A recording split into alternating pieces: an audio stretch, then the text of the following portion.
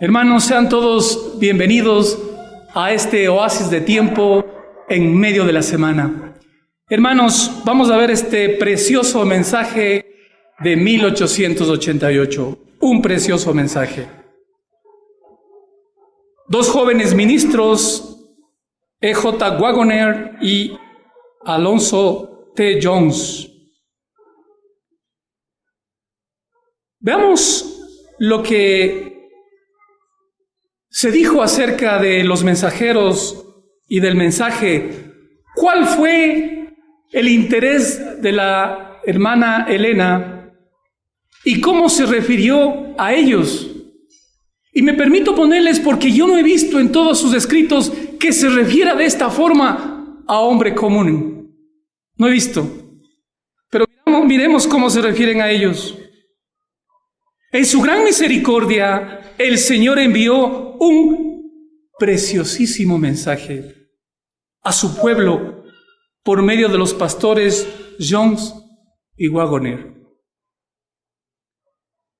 ¿Qué decía ese preciosísimo mensaje?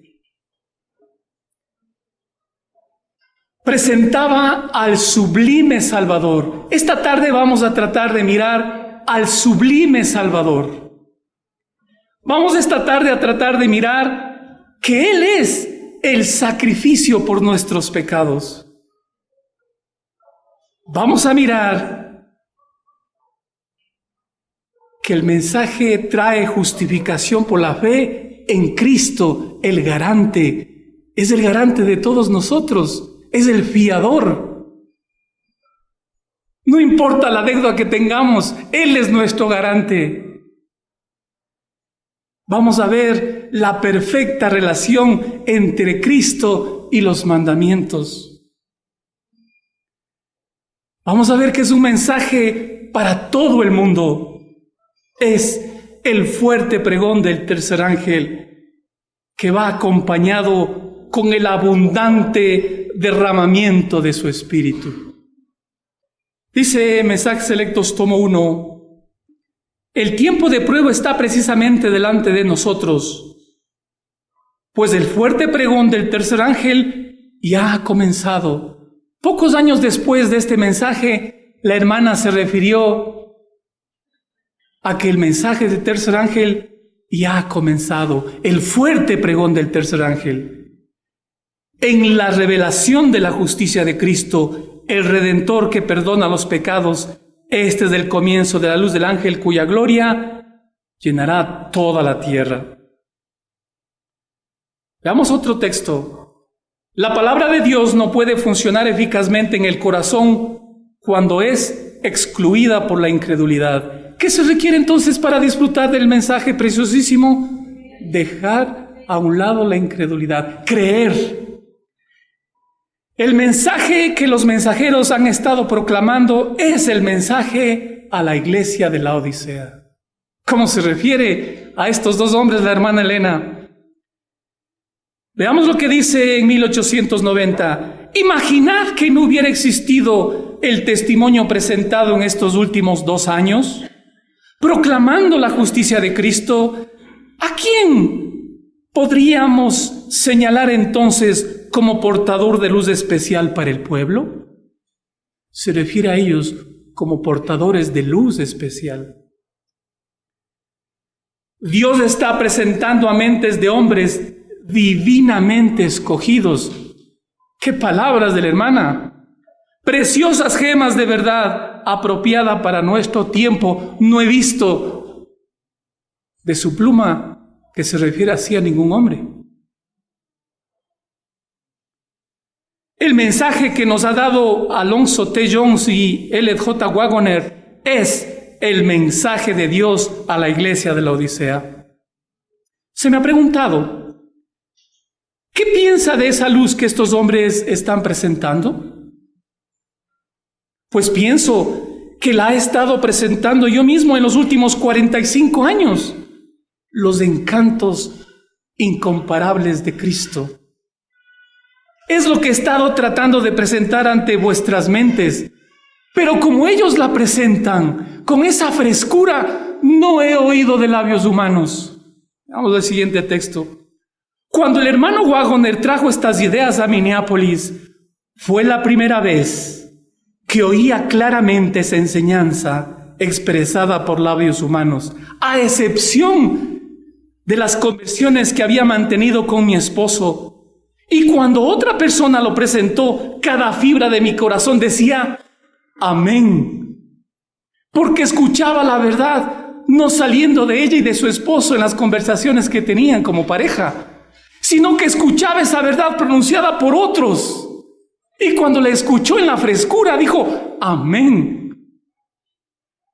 Así debe discernirse cuando alguien lleva la verdad, hermanos queridos, para que cuando la escuchemos digamos amén. El problema en 1888 es que no habíamos recibido la lluvia temprana como el Señor la había dispuesto. Había varios ministros que no vivían la reforma pro salud.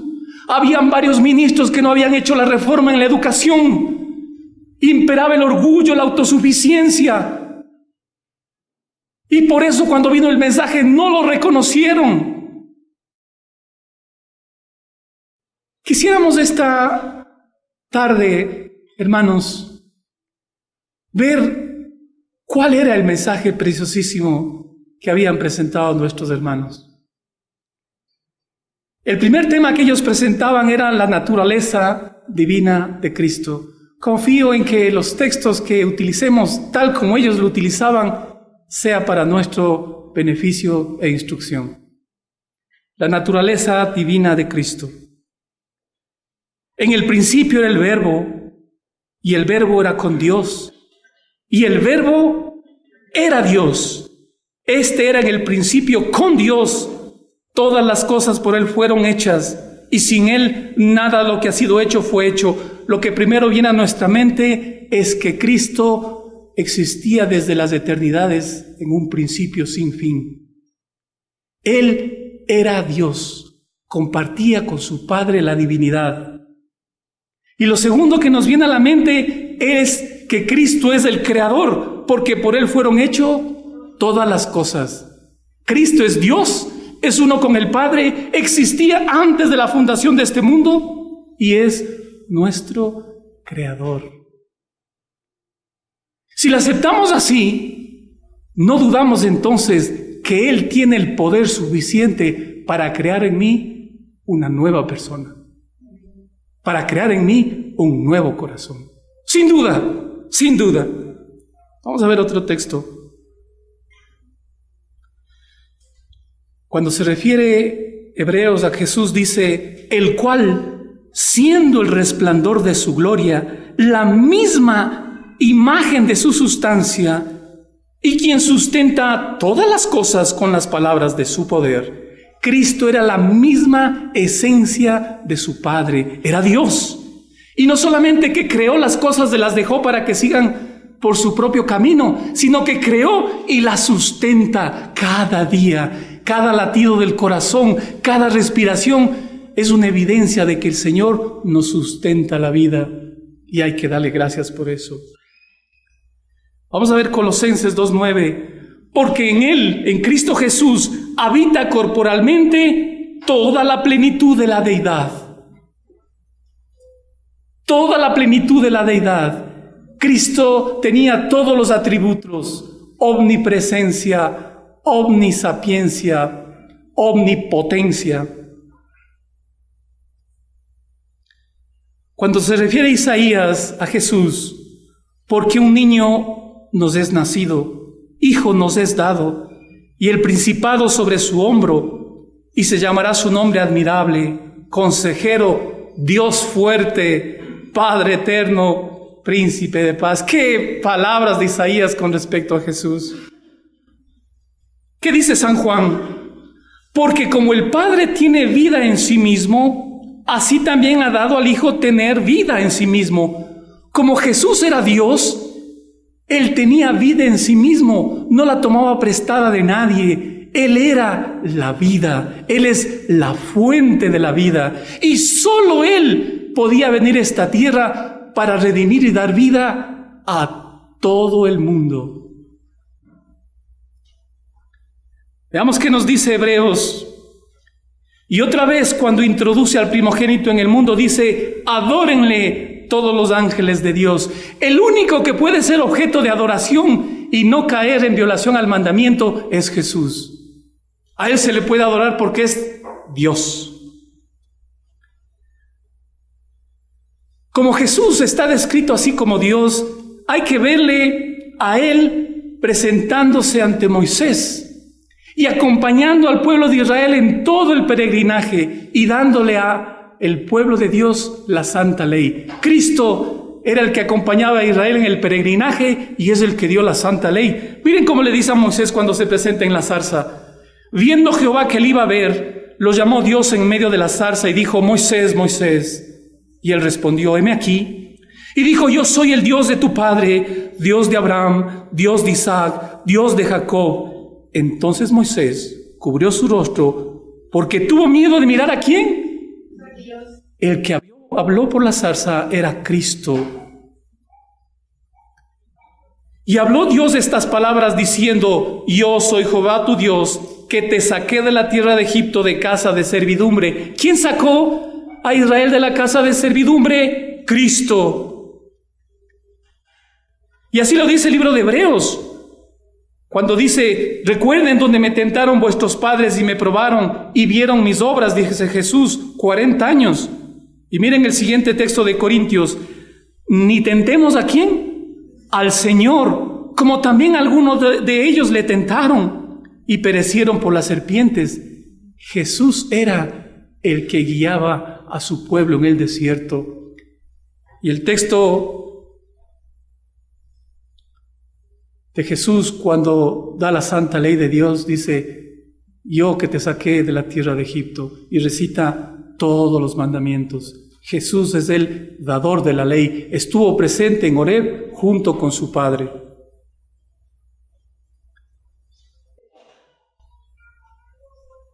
Con esta parte entonces, hermanos, hemos visto con amplitud la naturaleza divina de Cristo, su amplio poder. Conversemos ahora sobre la naturaleza humana de Cristo, porque en Cristo Jesús fluían las dos naturalezas, la divina y la humana. Cristo Jesús se revistió con la naturaleza humana. Vamos a ver con respecto a esa naturaleza. Y el Verbo, Cristo, se hizo carne y habitó entre nosotros, lleno de gracia y de verdad. Vimos su gloria, gloria como el unigénito del Padre. El Verbo se hizo carne. ¿Pero qué carne? La única carne que había disponible en ese tiempo. Miren lo que dice Romanos acerca de su Hijo, nuestro Señor Jesucristo, que era del linaje ¿de quién? De David según la carne, que fuese declarado Hijo de Dios con poder según el Espíritu de santidad, por la resurrección de entre los muertos. ¿Linaje de quién era? De David, según la carne. La única carne que había cuando Jesús vino a esta tierra era la que venía de él, de la descendencia de David. ¿Y qué dice David en los salmos acerca de él mismo? David dice: en maldad he sido formado y en pecado me concibió mi madre. Miren cuál era la ascendencia que tenía Cristo Jesús desde David y mucho antes.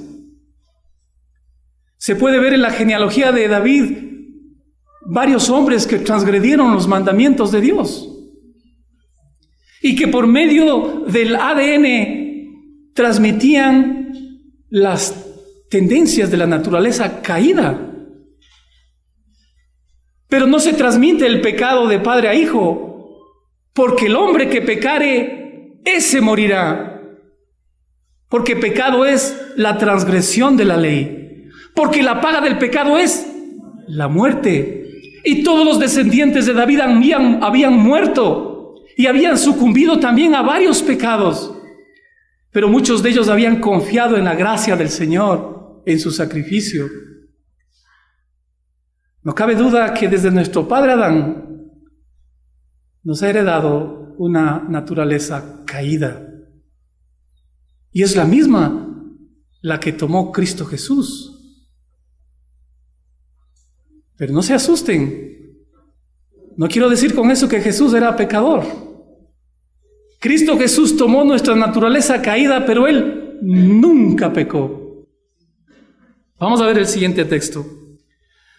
Pero cuando vino el cumplimiento del tiempo, Dios envió a su Hijo, nacido de mujer, de la descendencia de David, y nacido bajo la ley. Cristo Jesús vino bajo la ley de la herencia.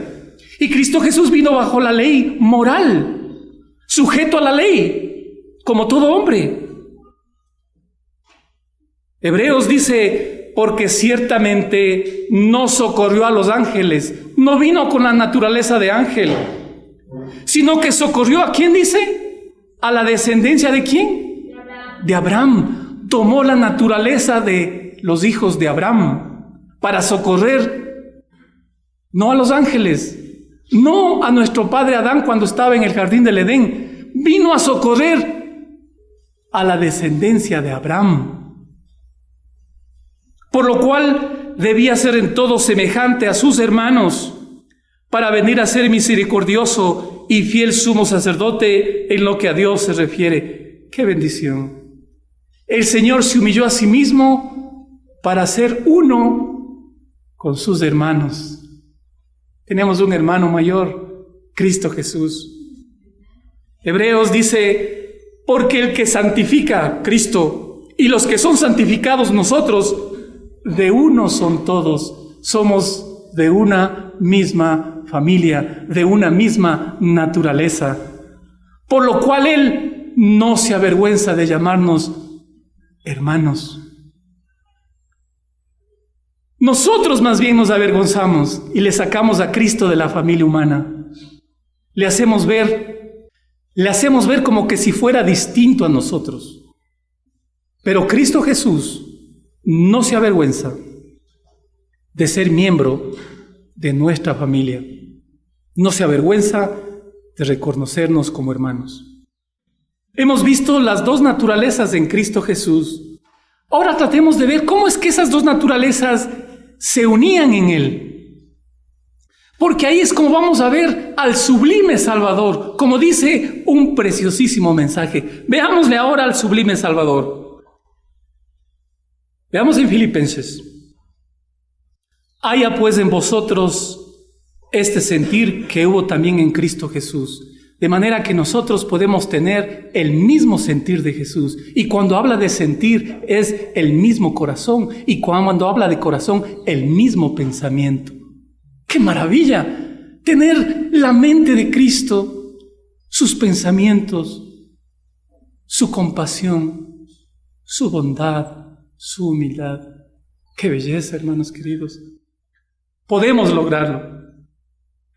Jesús, el cual siendo en forma de Dios, ya vimos que era Dios, ¿no es cierto? Que era uno con el Padre desde la eternidad. Y dice el apóstol, siendo en forma de Dios, pues era Dios. No estimó el ser igual a Dios como cosa que aferrarse, sino que dice, se despojó a sí mismo, se vació a sí mismo, dejó a un lado los atributos que tenía como Dios, tomando forma de siervo. ¿Fue forma de Dios? Sí, porque era Dios. Aquí dice, tomó forma de siervo, porque también fue hombre. Y ni siquiera hombre como Adán, porque Adán era hombre libre. Ahí en el jardín del Edén, tomó la forma de siervo. Tomó la forma de todos los hombres, hijos de Adán, que estamos aquí en esta tierra para servir a nuestro Padre. Se sometió a sí mismo, se humilló, dice, hecho semejante a los hombres, y estando en la condición de hombre, se humilló a sí mismo, dejó la gloria allá en los cielos, donde participaba con su Padre, con la adoración de los ángeles, y se humilló dejando el cielo, se vació a sí mismo y vino a esta tierra como hombre, como el más pobre de los pobres, como el más humilde de los humildes, haciéndose obediente hasta la muerte, y la muerte más vergonzosa, la muerte de cruz. Hermanos queridos, Jesús en esta tierra nos dio el ejemplo de una vida de obediencia. La lucha de Cristo, la victoria de Cristo, la obediencia de Cristo debe ser nuestra lucha, nuestra victoria, si creemos en Él. Se despojó a sí mismo, hermanos queridos, dice el apóstol. Es decir, que Jesús en esta tierra nunca utilizó su poder divino para resistir a la tentación. Y ahí está el detalle, porque todas las iglesias en el mundo entero tienen a un Cristo falso. Porque cuando dicen Cristo fue obediente, claro, dice porque era Dios. Y Cristo detuvo las aguas, claro, dice porque era Dios. Y Cristo hizo un milagro y sanó al leproso, claro, dicen porque era Dios. Mentira, porque creen en un falso Cristo. El Cristo que nosotros creemos y que está en la Biblia es uno que se vació a sí mismo, que cuando obedecía a su Padre, Él decía, nada hago por mí mismo. Todo lo que el Padre le gusta, eso hago. Él iba a las noches a orar largas horas para conocer cuál era la voluntad del Padre para el día siguiente. Porque el complacer tu voluntad, Padre, me ha agradado. Porque tu ley está en medio de mi corazón, decía. Todas las noches le rogaba al Padre que le muestre cuál era su voluntad para el día siguiente. Jesús. ¿Y nosotros? No nos damos tiempo para la oración. No le pedimos al Señor que nos diga cuál es tu voluntad. Y cuando Él aquietó las aguas en esa barca que se mecía en las olas, no utilizó el poder divino que Él tenía. Cuando dijo, calla, enmudece, era una prédica, una oración, una aclamación al Padre para que aquiete las aguas, y las aguas se aquietaron. Cuando le sacó a Lázaro de la tumba, no utilizó el poder inherente que había en Él, porque era la vida Él. Le dijo, Lázaro, sal fuera. Fue una oración contestada por el Padre y Lázaro saltó a la vida. Toda la vida de Cristo fue la vida de un hombre, la vida de ustedes y la mía, que debemos replicarla. Él es nuestro modelo, Él es nuestro ejemplo. Veamos con respecto a Cristo como nuestra expiación continua y nuestro intercesor perpetuo. Isaías dice, todos nosotros nos descarriamos como ovejas, cada cual se apartó por su camino, mas Jehová cargó sobre él, sobre Cristo, el pecado de todos nosotros. Él, que nunca hizo pecado, tomó todos nuestros pecados sobre sí mismo. Él, que era el santo ser, no escatimó el hacerse como uno de nosotros y ser considerado como un pecador. No por los pecados que Él haya hecho, sino por los nuestros, a fin de que nosotros recibiésemos su justicia, en la cual nunca hemos participado. ¡Qué milagro! ¡Qué intercambio! Una belleza, hermanos. Hebreos dice, pues en cuanto Él mismo padeció siendo tentado, es poderoso para socorrer a los que son tentados. El diablo le llevó al desierto y lo tentó por varias ocasiones, y no pudo hacer que se aparte de su Padre. Como ustedes y como yo, hermanos, debemos resistir al tentador. Pero tenemos nosotros un hermano mayor allá en los cielos, que es poderoso porque nos entiende, nos comprende, sabe lo que es la tentación y nos da la victoria. Dice el libro de Hebreos, habiendo hablado entonces de Cristo Jesús en su naturaleza divina, Cristo Jesús en su naturaleza humana, habiéndole visto acá como Jesús, uno como hermano nuestro, venciendo al pecado, y cuando murió en la cruz, lo vemos a Él dirigiéndose hacia el Padre y ahora ministrando en nuestro favor, primero en el lugar santo y luego en el lugar santísimo. Dice Hebreos, porque no tenemos un sumo sacerdote que no pueda compadecerse de nuestras debilidades, sino uno que fue tentado en todo según nuestra semejanza, pero sin pecado. Un sacerdote así nos convenía, santo, sin mancha. Él es nuestro modelo, nuestro ejemplo. Dice el libro de San Juan, no hablaré ya mucho con vosotros porque viene el príncipe de este mundo y él nada tiene conmigo. No había nada que reprocharle a Jesús, no había una sola mancha en su carácter. Y esa es la condición que debe estar cada uno de los miembros de la iglesia de Dios. Esta es la condición que debe estar su iglesia para recibir la lluvia tardía. Un vaso limpio, un vaso de honra, para que el Señor derrame la lluvia tardía y se una al tercer ángel para hacerle un fuerte pregón y prepare a un pueblo para la segunda venida.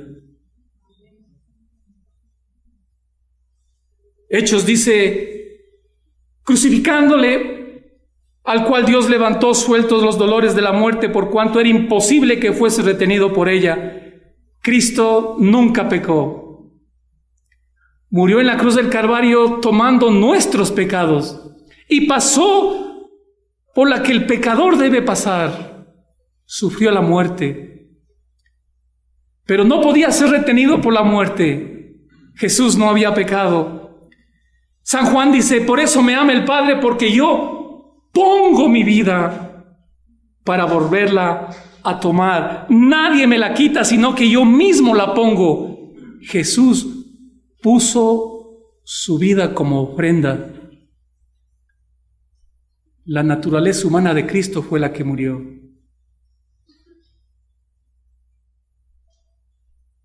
Puso su vida tomando el pecado de todos nosotros. Y al tercer día la volvió a tomar. Resucitó de la tumba. Veamos entonces, si tenemos un sacrificio perfecto, Cristo Jesús como nuestro hermano mayor y Cristo ministrando en el santuario celestial, dice Cristo, como dice el preciosísimo mensaje, fiador, un precioso fiador. Dice Hebreos, por tanto Jesús es hecho fiador de un mejor pacto, es garante de un mejor pacto. Cristo es garante de un pacto precioso, el pacto que hizo con nuestro padre Adán y con nuestro padre Abraham. Es fiador, es garante del pacto. Hebreos dice, porque reprendiéndolos dice, he aquí vienen días, dice el Señor, en que estableceré con la casa de Israel y con la casa de Judá un nuevo pacto. No como el pacto que hice con sus padres el día que los tomé de la mano para sacarlos de la tierra de Egipto, porque ellos no permanecieron en mi pacto y yo me desentendí de ellos, dice el Señor. No como el pacto antiguo, en donde el hombre pensaba ser obediente por sus propias justicias, por el propio ejercicio de su poder. Y eso es imposible. Es imposible que un hombre por sí mismo pueda hacerse obediente. No hay cómo. Está luchando en vano, hermano querido. Hay que acudir al garante, a Cristo Jesús, quien es fiador de un mejor pacto. Vamos a ver cuál es el mejor pacto. Por lo cual este es el pacto que haré con la casa de Israel después de aquellos días, dice el Señor. Pondré mis leyes en la mente y sobre su corazón las escribiré. Seré a ellos por Dios y ellos serán para mí mi pueblo. El Señor quiere hacer este pacto. Él es garante de este pacto. Él quiere escribir la santa ley de su Padre aquí en este corazón de carne. Y la única manera de hacerlo, hermanos queridos, es traer a Cristo acá adentro. Creer y aceptar a Cristo como nuestro Salvador personal. Traerlo al corazón y vivir diariamente lo que Él quiere. Solo uno que fue toda obediencia, solo uno que fue justicia, puede ser traído al corazón para que el pacto se cumpla y transformar este corazón y hacerle también obediente como Él es.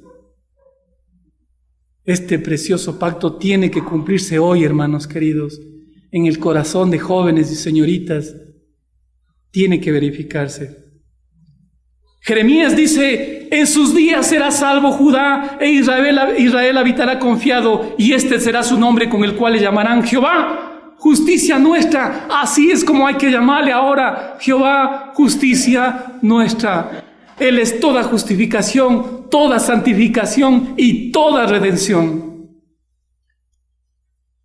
Porque tenemos sumo sacerdote, el cual se sentó a la diestra del trono en la majestad de los cielos, ministro del santuario y de aquel verdadero tabernáculo que el Señor levantó y no el hombre. Este pacto tiene que cumplirse mientras Jesús está en el lugar santísimo. Mientras está expiando los pecados del santuario celestial, Él hace una obra acá en el corazón, escribiendo su ley y extirpando todo vestigio de pecado, arrancando el orgullo, la autosuficiencia, el amor al yo, nuestros apetitos, nuestras pasiones. Solo al vencedor le dará la corona. Le haré columna en el templo de mi Dios, nunca más saldrá de allí. Y pondrá su sello, porque escribirá el nombre de mi Dios, el nombre de la ciudad y su nombre nuevo. Como el hombre se ha rendido al Señor, Él puede escribir su propio nombre aquí en la mente, porque escribió su corazón: justicia, Jehová, justicia mía, Jesús, mi justicia. Y como Cristo es uno con el Padre, entonces al tener el nombre de Cristo tenemos el nombre del Padre y tenemos el destino, la ciudadanía a la cual vamos a ir, la nueva Jerusalén. Dice Apocalipsis: en sus bocas no fue hallado engaño, porque ellos son sin mancha delante del trono de Dios. Esta es la condición de su iglesia hoy, hermanos queridos, como vasos limpios, listos y dispuestos para la lluvia tardía, sin mancha delante del trono. Hoy, mientras el séptimo ángel toca la trompeta, el misterio de Dios se consumará. El nuevo pacto, que el Señor es fiador, se debe verificar aquí en el corazón. Ese misterio que ha sido oculto por las edades eternas y que ahora es revelado a su iglesia. Ese pacto debe verificarse acá en la mente, en el corazón. Cristo viviendo en uno. San Juan, solamente así se puede entender San Juan: todo aquel que es nacido de Dios no practica el pecado, porque la simiente, Cristo, está en él y no puede pecar porque es nacido de Dios. Esa era la condición de Cristo.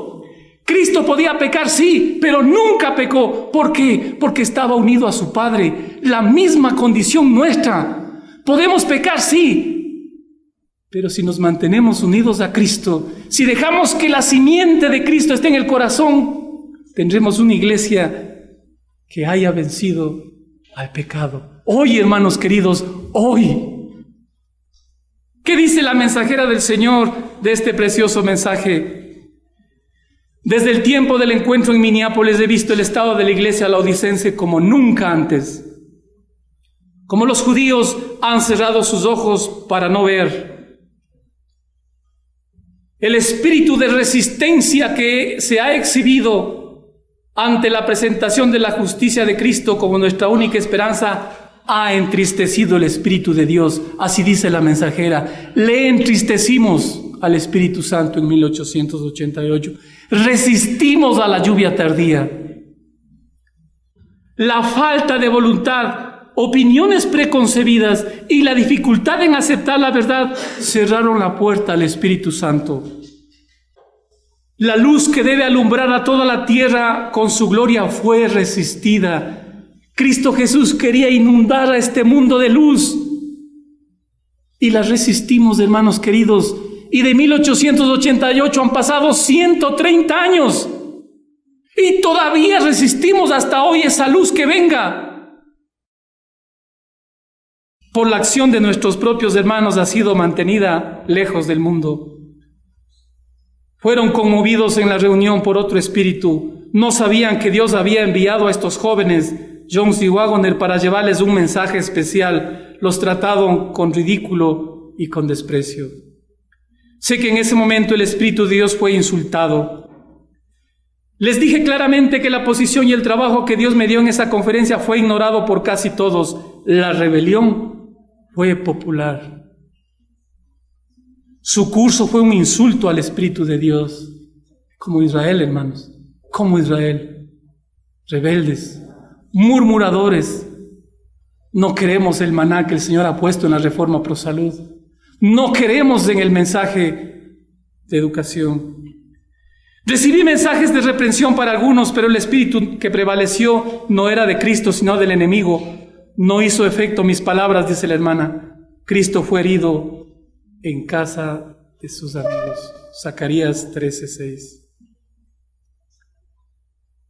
La pregunta, hermanos, ¿por cuánto tiempo odiaréis y despreciaréis a los mensajeros de la justicia de Dios? La última invitación se hace nuevamente en este tiempo y hay que estar dispuestos, hermanos. Por lo cual hoy, como dice el Espíritu Santo, si oyere su voz hoy, no endurezcáis vuestro corazón como en la provocación en el día de la tentación en el desierto. Aprendamos de la amarga lección de nuestros hermanos judíos. No caigamos en semejante ejemplo de desobediencia. Hermanos apreciados, les invito a que en la aplicación que hemos hecho aquí en la iglesia puedan ustedes disfrutar de la lectura con respecto a los mensajes que pusieron Jones y Wagoner en 1888. Esperamos que esos mensajes, hermanos queridos, puedan ayudarnos. Pero no puede ese mensaje venir con poder a nuestra vida sin que antes hagamos la preparación en el derramamiento de la lluvia temprana. Porque el mensaje que lo hemos visto tiene el propósito de darle poder a la iglesia. Pero no puede haber poder en la iglesia sin primero antes la lluvia temprana no haya limpiado el corazón de los vicios, de las pasiones, del apetito, del egoísmo y del orgullo. Que el Señor, hermanos queridos, haya sido elevado en esta noche. Que el sublime Salvador sea siempre nuestro deleite y nuestro anhelo. Gracias, hermanos.